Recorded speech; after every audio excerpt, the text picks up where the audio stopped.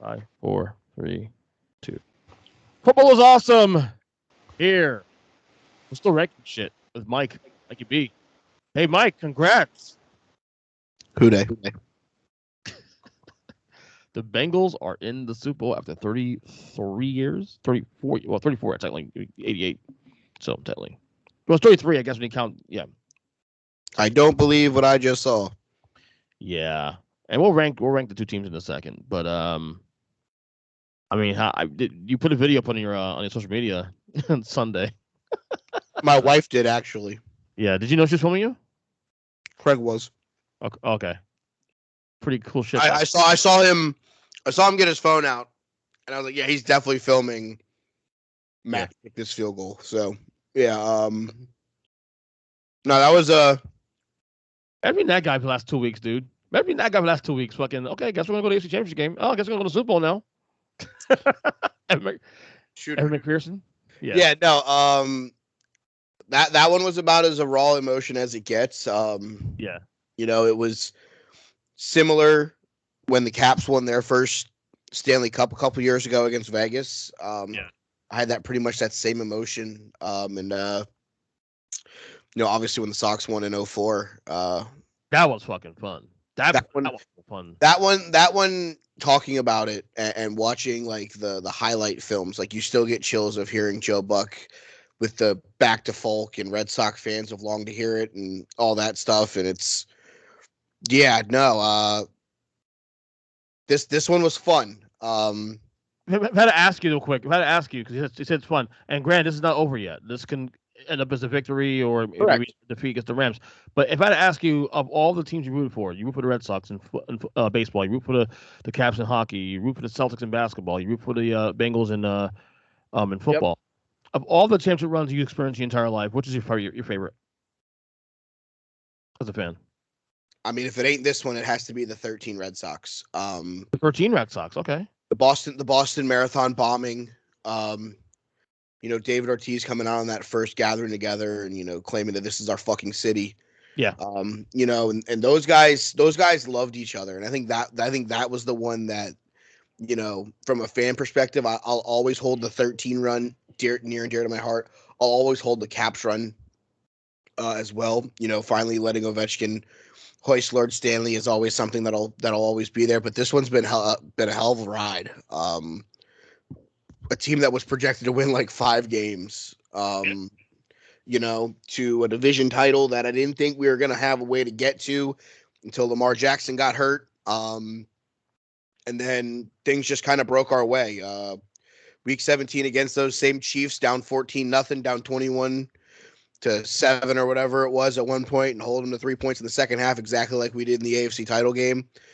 I don't know, man. There's very little things that you believe in destinies, and I don't know if this is a team of quote destiny, but to go in and beat Kansas City the way that they did in the second half at home to win the division, to then go to Arrowhead, a place that nobody gave us really a chance in hell to win in, be down as bad as we were, and to come all the way back and win that game. And I'm not one that's going to get nitpicky.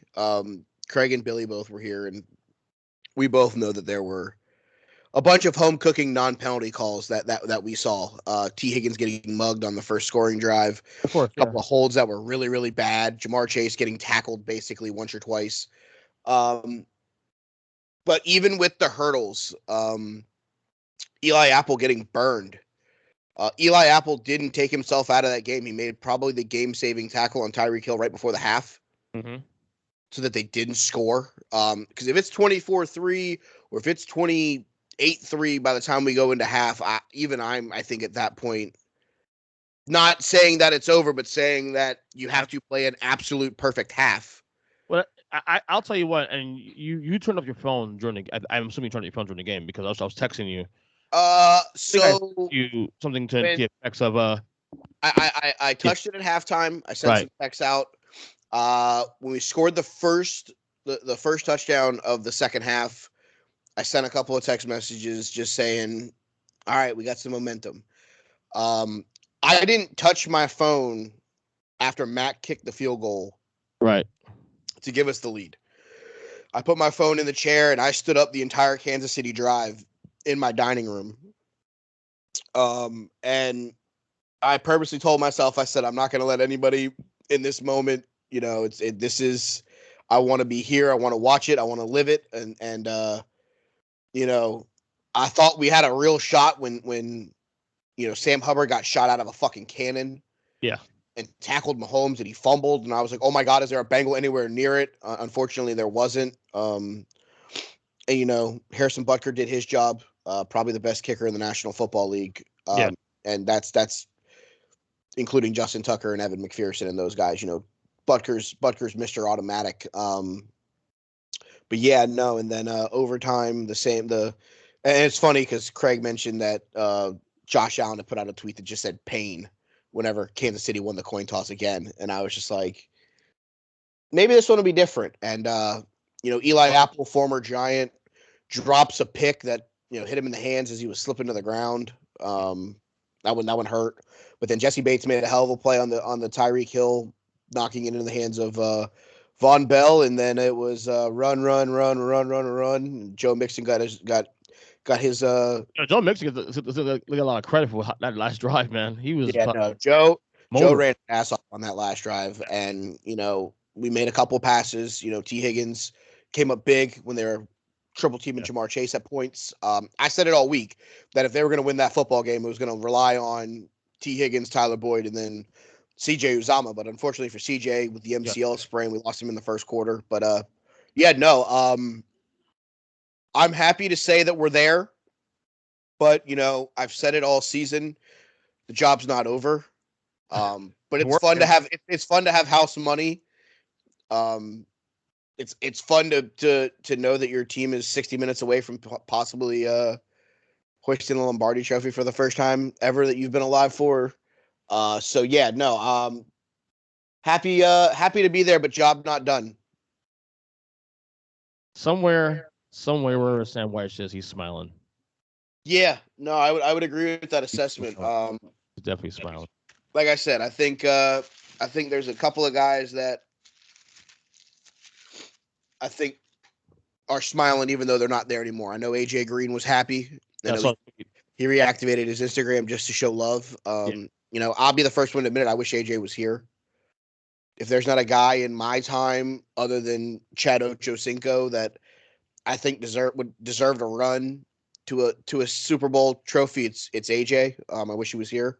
Yeah. But yeah, no, I'm excited. I would be remiss if I didn't say that I was nervous because that team across the field is a team that I've been big on all year, and you can attest to it on this show. I've been a very big Rams supporter all year. The power rankings reflect that. Yeah, no, I didn't have them out of my top 5 all year. So yeah, it's weird, but if we can find a way to keep Tyreek Hill in check, and I think we can find a way to keep Travis Kelce not 700 yards. I think we can find a way to make things work. Yes, Cooper Kupp is probably one of, if not the best route running receiver in the NFL right now. Mm-hmm. His routes are always clean and stuff like that. Probably MVP candidate that we're not talking about. Should be, but I don't think he'll win it. No, he should be the MVP, but he will not win it. So yeah, I think it's going to be fun. Again, we have, what is it now? 12 days. 12 days. So I'm not going to make any kind of predictions right now. The line's 3.5. We have another podcast next week. It's okay. Yeah. So I'm just, I said it to Craig when it happened. I'm going to soak this one in right now. And then I'm going to hopefully this one can sink in for a couple days, and then it's the nerves will start to kick back in. That's what happened 2 weeks now. I do remember a time when it was only 1 week between the Super Bowls, but the 2 weeks things that was cool about it is that you get a chance to really enjoy getting there. Yeah, that's the thing. I'm trying to enjoy this one. I'm not trying to rush through it. But by this time next week, you'll be. I'll be fucking heart in my throat like I was going into this game against the Chiefs. But encouraging news about Uzama. It's only a sprain, so they think they might be able to get him back with that week off. So we'll see what happens. I am slightly. Kudos to our offensive line. Yeah. Nobody would have thought they would have played that. And by the way, kudos to the defense too that played well in the second half and limiting. The MVP of the AFC title game is the Cincinnati Bengal defense, because if they don't play that well in the second half and Lou doesn't make the changes that he makes to that front four, rushing three, making one of our ends up a spy on Mahomes. And the thing is and I'll be the first one to give credit where credit's due. Patrick Mahomes is probably the best quarterback of improvising in the National Football League, breaking away from tackles, rolling out, letting guys like Tyreek Hill and Mecole Hardman and those guys just run open. And I will give the devil his due. He is the best at that right now. But in the second half, the Bengals found a way to keep him in the pocket, not really let him bootleg and make those crazy plays. And we caught a couple breaks. The interception by Mike Hill. Mm-hmm. I can't say anything that hasn't already been said, but that defense, for the second time in 27 days, held Patrick Mahomes to 3 points in the second half and overtime of football. That's insane. It's insane. Twice. These guys twice in span of 2 weeks. Everybody called Mahomes the Grim Reaper. I think Mahomes may have found his Grim Reaper, and it's Joe Burrow. It might be. I mean, it's twice in 5 weeks. I mean, come on now. I am slightly, before we get to the ranking real quick, I am slightly torn because I'm rooting for the Bengals win the Super Bowl. It's clear, but I love the story of Matthew Stafford. I said it last week on this show that this will not be a Matthew Stafford slander podcast anymore. That guy has balls of steel. I've been praising this guy since 2018, 17. I did an entire segment on the show, not on this podcast. Going through the list of quarterbacks at the time, that the argument back then was, is he a top 16 quarterback in the league? I'm like, well, instead of saying it, let's just prove it. And I went through the entire list, and I remember, I'm just glad. I found it fascinating a couple weeks ago before the playoffs started. I was sitting on a table at work, and Matthew Stafford's name got brought up, and of course, I rallied to the gates of Normandy to defend one Matthew Stafford, and they're like, he's garbage. He can't win. He can't do this. And I said, well, guys, let's look at it from this perspective.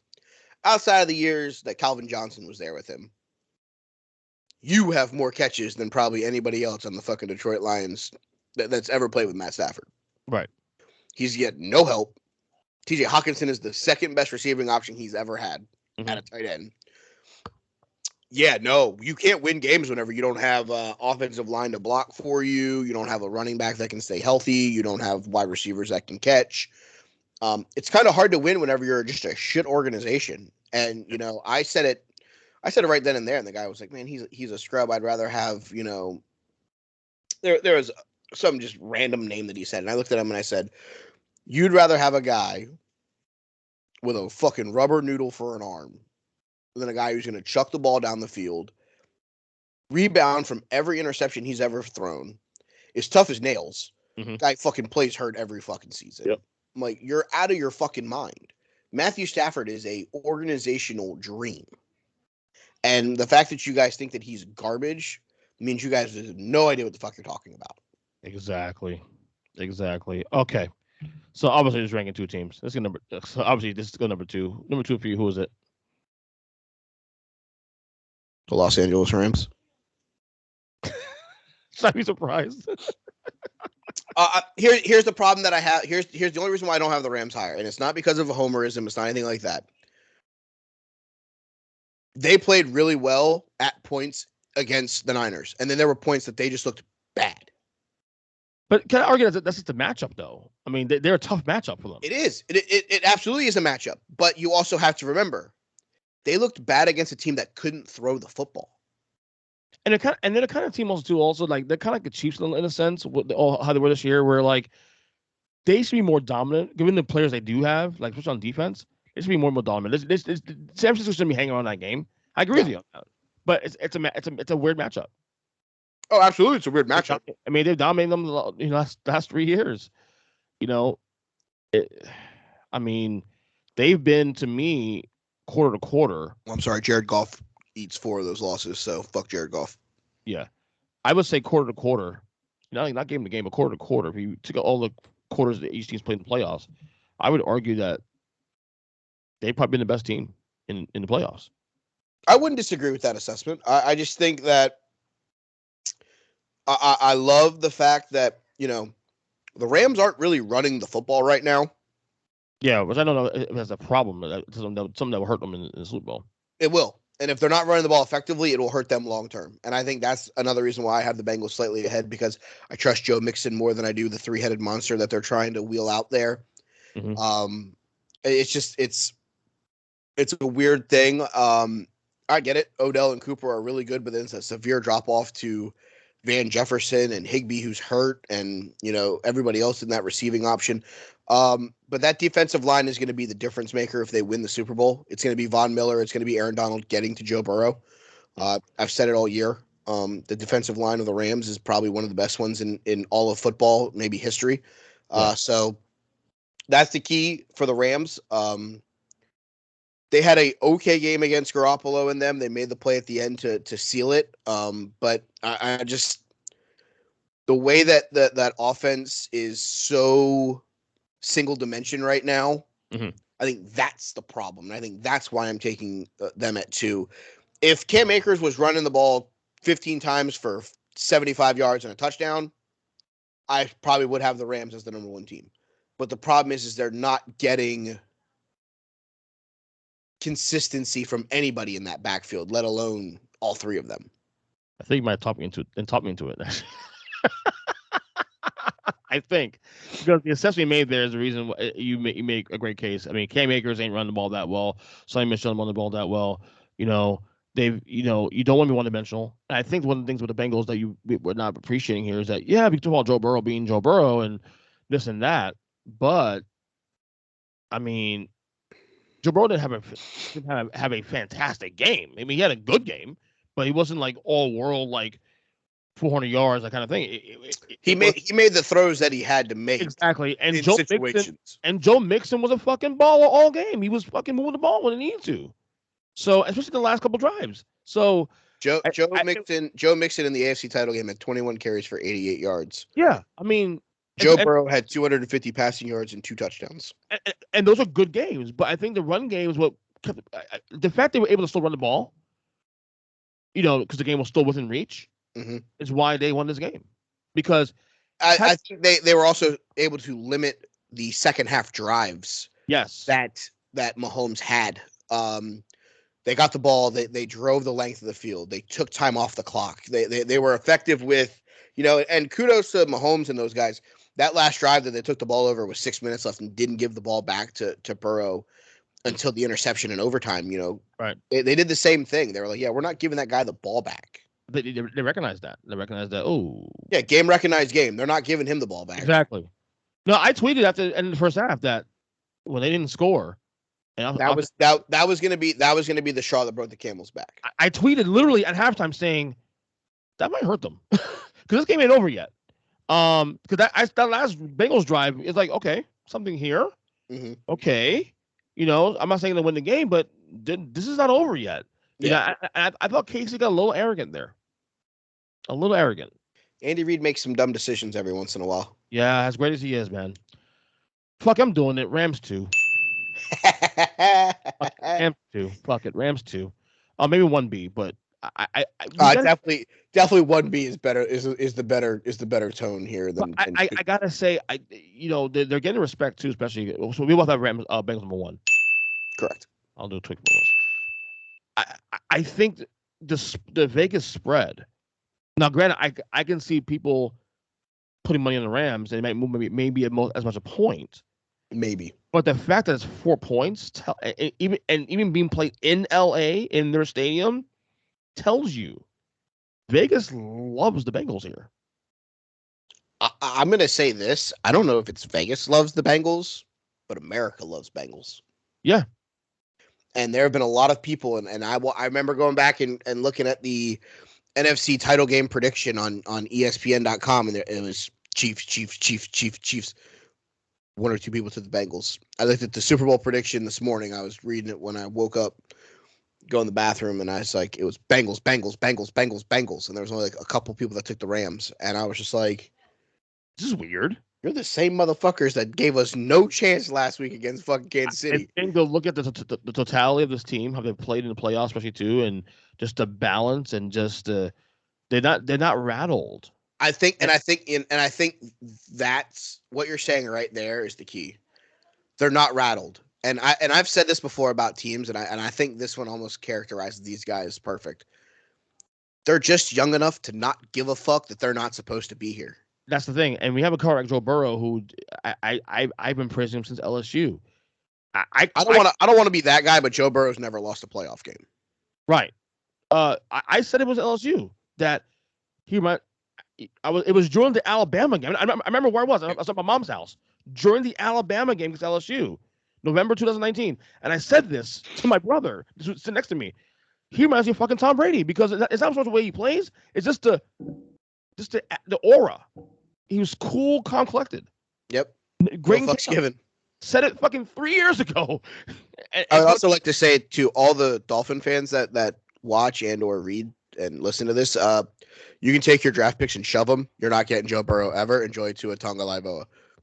Well, to be fair, I mean, the fact they recognize they want him should tell you that is the value of him. Yeah, mostly. Exactly. So, all right. So, like I said, we both got Bengals number 1A, whatever we call it. Yeah. So what does it do? Obviously, there's nothing much to talk about at this point now. We got fucking 12 days to kick off. Next week, we're gonna probably end up doing a big podcast. Me, you, probably Zach, and maybe even get our buddy Chris Madden, who's another Bengals fan. Who would you know? People associated with Earthquake Media are actually two of them Bengals fans. Who would have thought? We're gonna do a prop bet podcast. We're gonna do prop bets and then do predictions and all that, and have a mighty old good time next week into the show. Football's awesome. So, again, Mike, congratulations on your Bengals. Are we gonna wrap up the season on the Niners and Chiefs before we go? You want to? I mean, we did it with the Packers and the Buccaneers and. I just want to. Might as well just. Okay, so give me a quick. Okay, so let's start the Chiefs first. Give me a takeaway. Wrap it up. Eric Bieniemy, as good of an option to be a quote head coach of the National Football League, still has work to do. That's no offense to him, but you can't in two must-win games, one for the number 1 seed and one to go to the Super Bowl, you can't score a total of 6 points against the Bengals defense. Facts. I'm gonna say my grades for the Chiefs and the Niners on the college segment. We do a letter grades. And yeah. Takeaways from the Niners from the season. It's been a good run, Jimmy Garoppolo, but it's time for you to go somewhere else. Obviously, they're turning the switch over to Trey Lance. Is that the right move, though? However, in your opinion? No, I don't think it is the right move. Jimmy played his ass off hurt. He's come out and said every time he touched the ball, every time he made a throw, it hurt his arm, it hurt his shoulder, it hurt his thumb. Garoppolo gets a lot of shit from a lot of people, but they're young in the right spots. Deebo Samuel's up and coming top 5 wide receiver. Brandon Ayuk's still good. Kittle is Kittle. Elijah Mitchell just getting better. Jeff Wilson Jr. I don't know that I'm necessarily ready to pull the plug on Garoppolo, but I do think he ends up somewhere else. He may be a backup, maybe in New England behind Mac Jones. He may go back there. I see Steelers. I can see him in Houston if they do decide to move on from Deshaun Watson. I could see him maybe there, depending on who the coaching availability is there. He's going to get a job somewhere. I don't know if he's going to win the starting job, but he's definitely going to get an opportunity somewhere to go win a job. We'll see what happens from there. But and if you're the Niners, your defense pretty damn good. Make a twink here or there, and it's great. Absolutely. But both of those teams, it sucks that they lost the way that they did because of the interceptions at the end for both of them. But it shows you that they deserve to be there. This wasn't a fluke. This wasn't they shouldn't have fucking been playing there. The Niners proved that they deserve to be there. The Chiefs obviously deserve to be there just because of how good they are. But when you look at it coming out, both of those guys, you're going to have pieces that are going to be moving on, free agents, stuff like that. So we'll see what happens. I personally think Bieniemy is staying. I think Bieniemy is the head coach in waiting of the Kansas City Chiefs when Andy Reid decides to retire, and I think that's why he hasn't taken a job anywhere else yet. As I've been saying for the last years. Yep. So I think they're in good hands there, but I think he's got to find a way to get that offense to finish. And the last 2 times in the last 5 weeks they've struggled. All right. I guess we'll talk about this next week. I'll see you, of course, on Thursday for Take 3 Wrestling as we, I guess we're going to wrap up Royal Rumble. Bye bye. Yeah. My list is done pretty much. All right, well, send it to me so I can fucking get that thing done. Yeah. Because Joe hasn't sent me anything. So. Okay. So we'll talk to you soon. Hi, buddy. I'll see you next week. Later. Later.